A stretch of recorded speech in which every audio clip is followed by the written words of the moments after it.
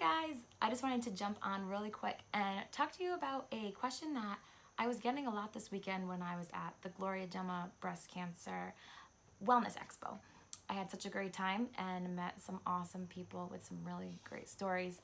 And there was this recurring theme and question regarding vitamin D that I got a lot at my table.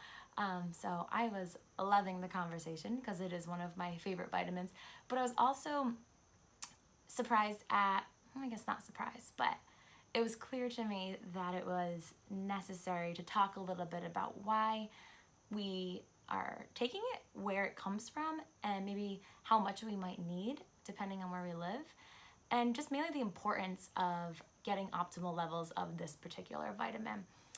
So vitamin D should not really be considered a vitamin as much as it should be considered a hormone. It does more than 600 jobs in the body. And most importantly, the thing that I really tried to explain to people was that every single cell in our body has a vitamin D receptor site. So if you can imagine, every cell is yearning for this vitamin D.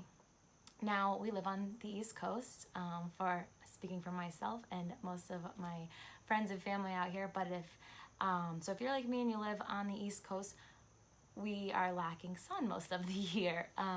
So vitamin D mainly comes from the sun. There's a couple food sources. If you put your mushrooms in sun, you will get some vitamin D through that. There's fortified products like milks and juices. Get it from sardines, salmon, and a little bit from eggs, but basically we're not getting enough in our diet. I don't know if these are things that you're consuming every day, every week, but it doesn't seem to be enough when we're testing it on from like a blood panel. And I'm seeing a lot of deficiency. Again, I'm not surprised because of the area that we live in, but you could see how knowing that every receptor in our body, every cell in our body has a receptor for it. And you could see how we just don't feel great if those levels aren't right. So that's an area that I really focus on with my patients is getting their vitamin D levels optimal. Definitely one of the first things I look at, because again, you could see how a deficiency in that vitamin and it having so much work to do in our bodies, but also being part of every cell in our body, every function, you could see how optimizing those levels would help us feel better, would help us not get sick, help us heal. So it's a really foundational supplement that I use a lot in my practice, but yeah, it really is something that we really focus on optimizing those levels. Again, seeing it more as a hormone than a vitamin.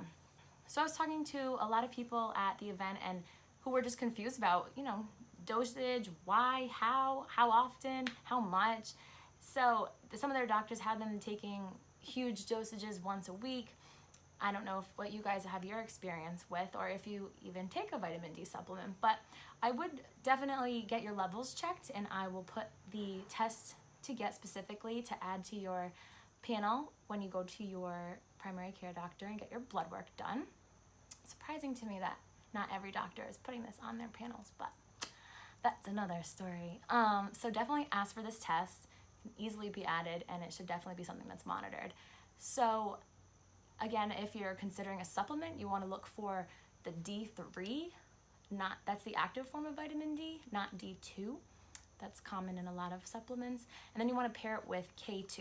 So K2 is kind of like the traffic control for the vitamin D and for it to bind with calcium and work properly. So you're looking for a supplement with D3 and K2 combined. As for which brand, I particularly utilize myself and with my patients, the Isotonic brand. It's a powder.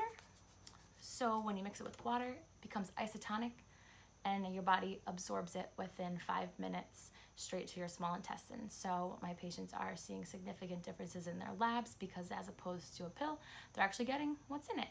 So yeah, get your labs checked. Definitely check back every 3 to 6 months and see where you're at, see if what you're doing is working.